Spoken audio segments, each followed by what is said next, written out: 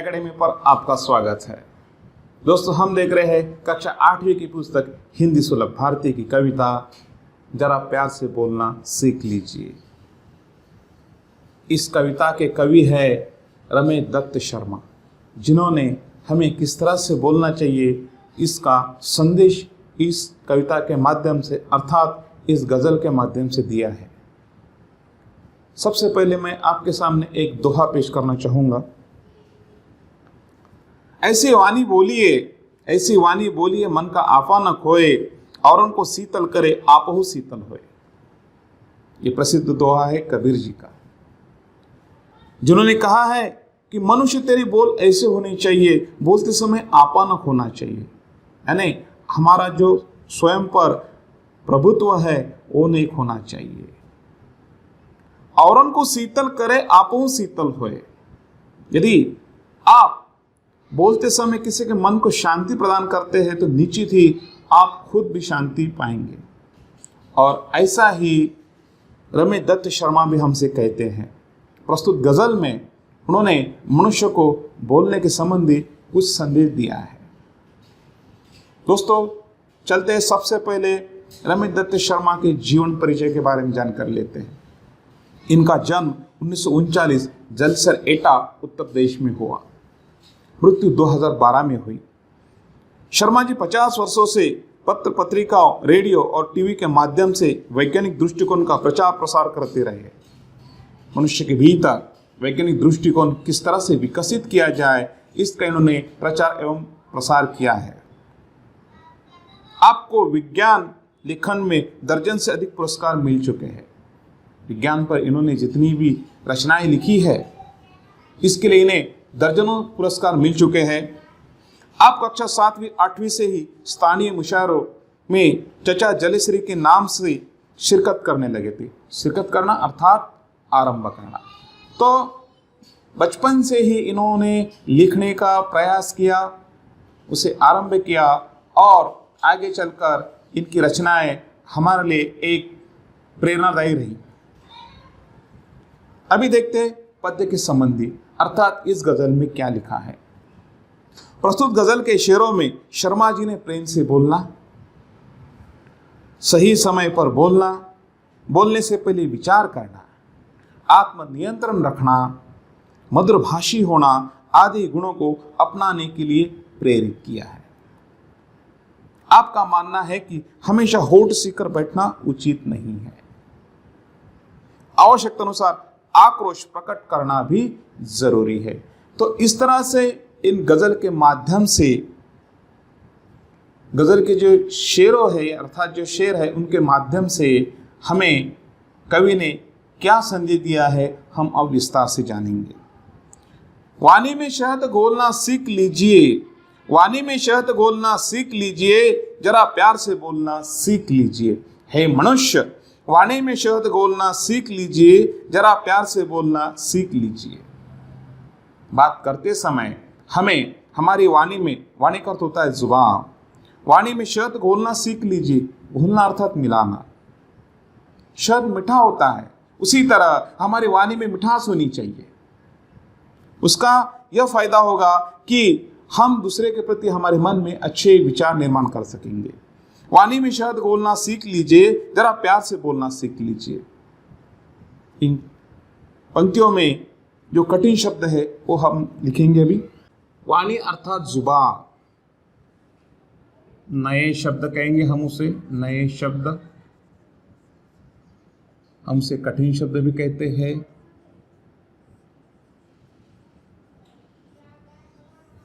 और शब्दार्थ भी कहा जाता है। वाणी, वाणी शब्द का अर्थ होता है जुबान। ठीक है। वाणी में शब्द बोलना सीख लीजिए, जरा प्यार से बोलना सीख लीजिए। चुप रहने के यारो बड़े फायदे हैं, चुप रहने को यारो बड़े फायदे हैं, जुबा वक्त पर खोलना सीख लीजिए। क्या कहते हैं कवि? चुप रहने के यारो बड़े फायदे हैं, जुबा वक्त पर खोलना सीख लीजिए। चुप रहने में एक अलग अंदाज है, अलग आनंद है, लेकिन सही वक्त पर, सही समय पर हमें बोलना होगा। चुप रहने के यारों बड़े फायदे हैं, जुबान वक्त पर खोलना सीख लीजिए। दोस्तों, इन पंक्तियों में आए हैं कठिन शब्द यारों, अर्थात यार। यार का अर्थ होता है दोस्त, आपके दोस्त है ना, उसी तरह फायदे का अर्थ होता है लाभ।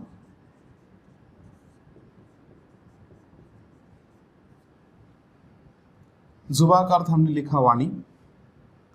चुप रहने के यारों बड़े फायदे हैं, जुबान वक्त पर खोलना सीख लीजिए, वाणी में शहद घोलना सीख लीजिए, जरा प्यार से बोलना सीख लीजिए। अगला छंद है, कुछ कहने से पहले जरा सोचिए, कुछ कहने से पहले जरा सोचिए, ख्यालों को खुद तोलना सीख लीजिए, ख्यालों को खुद तोलना सीख लीजिए, वाणी में शहद घोलना सीख लीजिए, जरा प्यार से बोलना सीख लीजिए। कुछ कहने से पहले जरा सोचिए, क्योंकि एक बार आपने बात कर दी वो फिर से हम उसे कुछ नहीं कर सकते, इसलिए सोचना आवश्यक है। कुछ करने से पहले जरा सोचिए, कुछ कहने से पहले जरा सोचिए, ख्यालों को खुद तोलना सीख लीजिए। ख्याल अर्थात विचार, ख्याल अर्थात विचार। कुछ कहने से पहले जरा सोचिए, ख्यालों को खुद तोलना सीख लीजिए।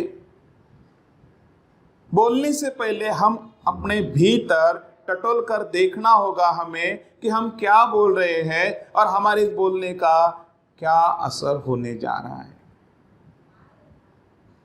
तोलना है, नापना है अपने आप को, अपने भीतर। इसलिए कवि कह रहे हैं, कुछ कहने से पहले जरा सोचिए, ख्यालों को खुद तोलना सीख लीजिए, वाणी में शहद घोलना सीख लीजिए, जरा प्यार से बोलना सीख लीजिए।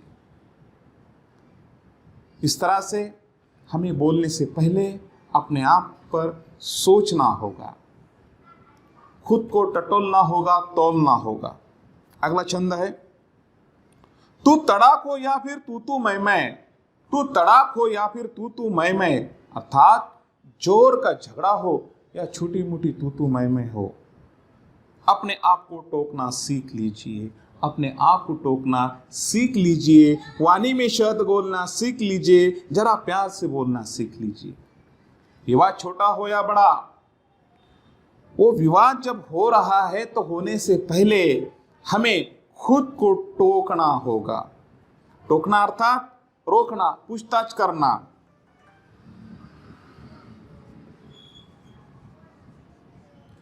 टोकना अर्थात रोकना,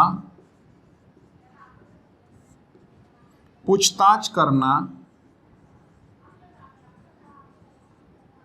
पूछताछ करना।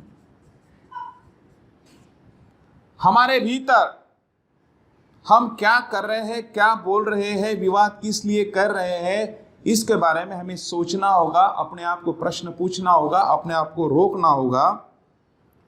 अगला छंद है, पटाखे की तरह फटने से पहले रोशनी के रंग घोलना सीख लीजिए। पटाखे कैसे फूटते? फटाक करके फूट जाते हैं, है ना। पटाखों की तरह फूटने से पहले रोशनी के रंग घोलना सीख लीजिए। रोशनी अर्थात प्रकाश, घोलना अर्थात मिलाना। घोलना का अर्थ क्या होगा? मिलाना, घोलना।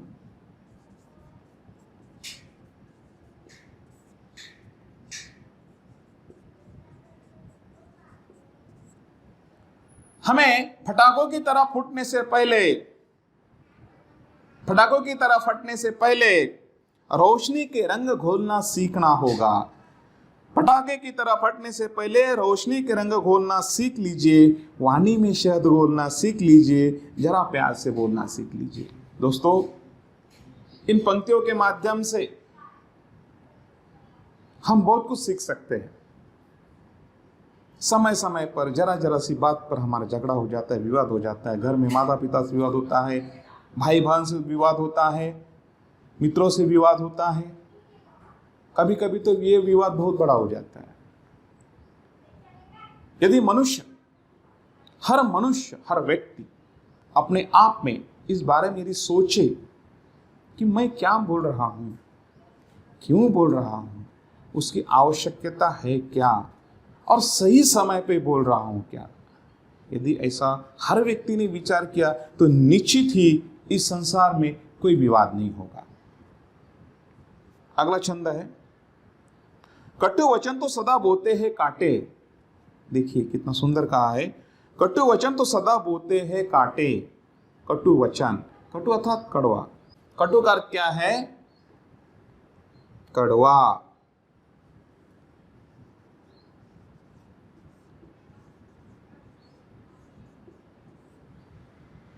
वचन यानी बोल।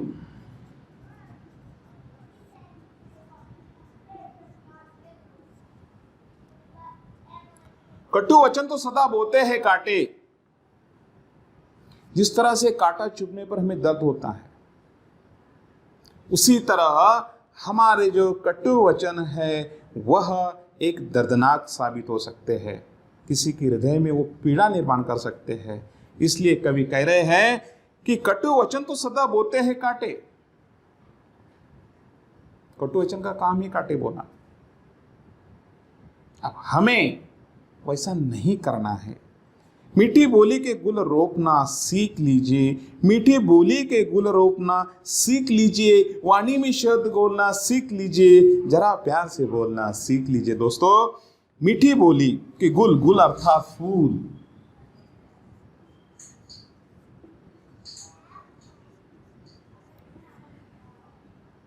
रोपना अर्थात पौधे लगाना।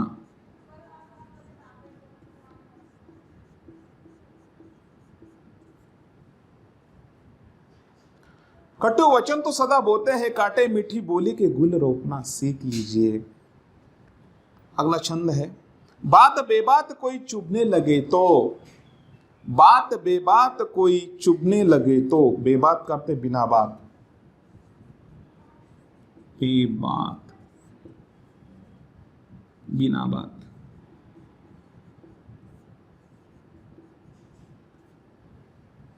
बात बेबात कोई चुभने लगे तो बदल कर उसे मोड़ना सीख लीजिए, बदल कर उसे मोड़ना सीख लीजिए, वाणी में शब्द बोलना सीख लीजिए, जरा प्यार से बोलना सीख लीजिए।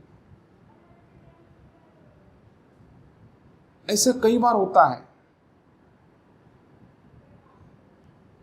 कोई कारण नहीं होता लेकिन फिर भी कोई अनायास निरर्थक बड़बड़ बड़बड़ बड़बड़ बातें बतियाता है। जब वो बातें करता है तो हमें उसे रोकना होगा, क्योंकि वो बात यदि हमें चुभ रही है, तकलीफ दे रही है, तो आप अवश्य निश्चित ही उसे रोकिए, उसे मोड़ दीजिए। कभी कह रहे हैं, बात बेबात कोई चुभने लगे तो बदल कर उसे मोड़ना सीख लीजिए। ऐसा हो सकता है कि किसी की बात से आपको तकलीफ हो तो उसे रोक दीजिए, उसे कहिए कि आप ये जो कह रहे हैं यह गलत है, आपको ऐसा नहीं कहना चाहिए, आपको ऐसा करना होगा। आगे, यह किसने कहा ओट सीकर बैठो, यह किसने कहता ओट सीकर बैठो, जरूरत पे मुंह खोलना सीख लीजिए, वाणी में शहद घोलना सीख लीजिए, जरा प्यार से बोलना सीख लीजिए। दोस्तों, सीकर का अर्थ होता है सिलकर।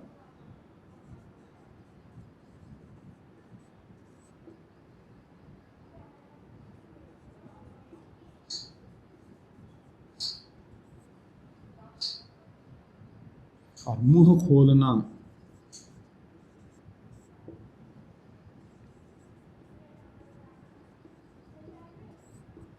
अर्थात अपनी बात कहना।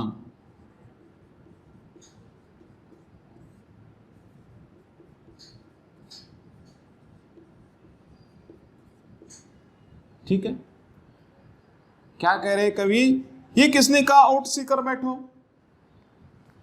कवि हमसे आह्वान कर रहे हैं कि निश्चित ही आपको बात नहीं करनी चाहिए, लेकिन कब, जब उसकी आवश्यकता ना हो तो मत कीजिए, लेकिन यदि उसकी आवश्यकता है तो निश्चित ही आपको बोलना होगा।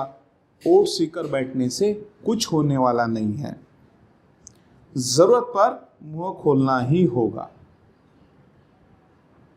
अब फिर से हम इसे पढ़ेंगे। वाणी में शहद घोलना सीख लीजिए, जरा प्यार से बोलना सीख लीजिए। चुप रहने के यारों बड़े फायदे हैं, चुप रहने के यारों बड़े फायदे हैं। जुबान वक्त पर खोलना सीख लीजिए, वाणी में शहद घोलना सीख लीजिए, जरा प्यार से बोलना सीख लीजिए। कुछ कहने से पहले जरा सोचिए, कुछ कहने से पहले जरा सोचिए। ख्यालों को खुद तौलना सीख लीजिए, वाणी में शहद घोलना सीख लीजिए, जरा प्यार से बोलना सीख लीजिए। तू तड़ाक हो या फिर तू मैं, तू तड़ाक हो या फिर हो तू मैं, अपने आप को टोकना सीख लीजिए, वाणी में शहद घोलना सीख लीजिए, जरा प्यार से बोलना सीख लीजिए। पटाखे की तरह फटने से पहले रोशनी के रंग घोलना सीख लीजिए, वाणी में शहद घोलना सीख लीजिए, जरा प्यार से बोलना सीख लीजिए। कटु वचन तो सदा बोते हैं कांटे, कटु वचन तो सदा बोते हैं कांटे, मीठी बोली के गुल रोपना सीख लीजिए, वाणी में शहद घोलना सीख लीजिए, जरा प्यार से बोलना सीख लीजिए। बात बेबात कोई चुभने लगे तो, बात बेबात कोई चुभने लगे तो बदल कर उसे मोड़ना सीख लीजिए, वाणी में शहद घोलना सीख लीजिए, जरा प्यार से बोलना सीख लीजिए। ये किसने कहा ओट सीख करके बैठो, ये किसने कहा कि ओट सीख करके बैठो। जरूरत पे मुंह खोलना सीख लीजिए, वाणी में शहद घोलना सीख लीजिए, जरा प्यार से बोलना सीख लीजिए। दोस्तों, इस गजल के माध्यम से रमेश दत्त शर्मा जी ने हमें एक आह्वान किया है कि हे मनुष्य, तो यदि तेरी जिह्वा पर अर्थात जुबान पर, वाणी पर नियंत्रण रखता है तो निश्चित ही इस विश्व में कहीं पर कोई विवाद निर्माण नहीं होगा। और यही एक अच्छी शिक्षा इस गजल के माध्यम से कवि हमसे देना चाहते हैं। दोस्तों, मित्रों, आशा करता हूँ आपको ये गज़ल, ये कविता पूरी तरह से ध्यान में आ गई होगी। साथ ही कविता के कवि रमेश दत्त शर्मा जी का जीवन काल, उनके जीवन पर आधारित घटनाएं जो हमने देखी कि उन्हें समय समय पर किस तरह से पुरस्कार मिला और उन्होंने किस तरह से पत्र पत्रिकाओं के माध्यम से अपना लेखन कार्य किया, यह भी ध्यान में आ गया होगा। आप इसे लाइक कीजिएगा, चैनल को सब्सक्राइब कीजिएगा और अपने दोस्तों के साथ शेयर कीजिएगा। मिलते हैं फिर एक नए वीडियो के साथ। जय हिंद।